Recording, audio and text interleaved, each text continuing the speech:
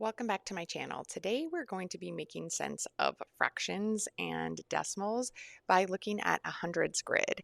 And I've linked the video for you on what are fractions and equivalent fractions because we want to start off by first understanding that a fraction is a part to whole comparison and how we draw a fraction, because a hundreds grid really is just a visual representation of a fraction that shows as out of 100, that has a denominator of 100, or if we use a grid of 10.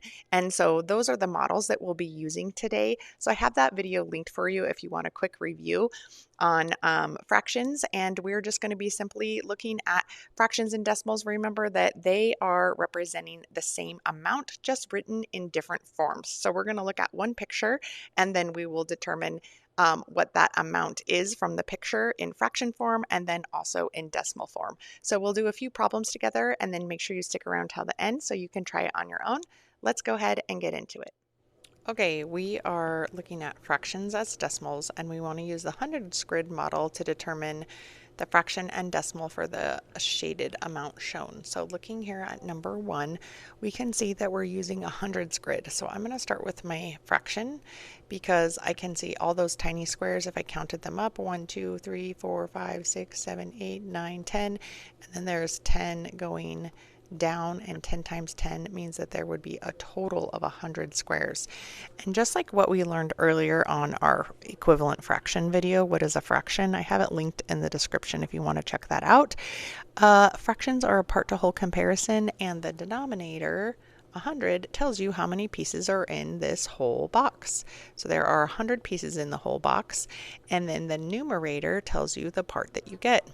Okay, so fractions are part to whole comparisons, and the part that you get is what's shaded, and we know one whole line is 10, 20, 30, 40, 50, 60, 61, 2, 3, 4. So you would get 64 out of the 100 squares. So the fraction would be 64 hundredths.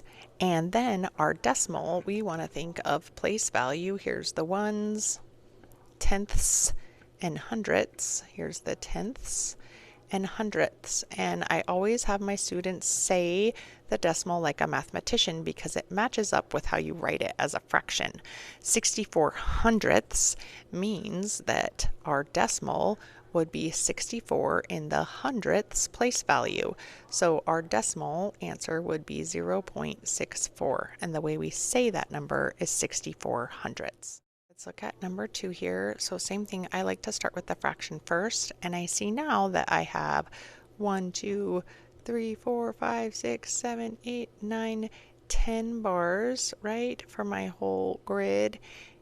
And so my denominator means that there's 10, and I have 1, 2, 3, 4 out of the 10 bars shaded. And so we have 4 tenths. And then same thing, I'm going to think of my place value with a decimal. This would be my decimal point. This is the ones place value, the tenths place value, and the hundredths. Okay, and I have 4 tenths. So it would be 0.4. right? Or 4 tenths is exactly how you say it as a fraction and a decimal. So this picture is showing us 4 tenths as a decimal and 4 over 10 as a fraction. All right, you go ahead and try it. Let's do number 3. Go ahead and tell me what would the answer of the shaded part be for the decimal and fraction. Make sure to leave your answer in the comment section below. So today was a quick overview of looking at a visual representation of a fraction and a decimal. Remember, we can just write them in 2 different forms. They still represent the same amount.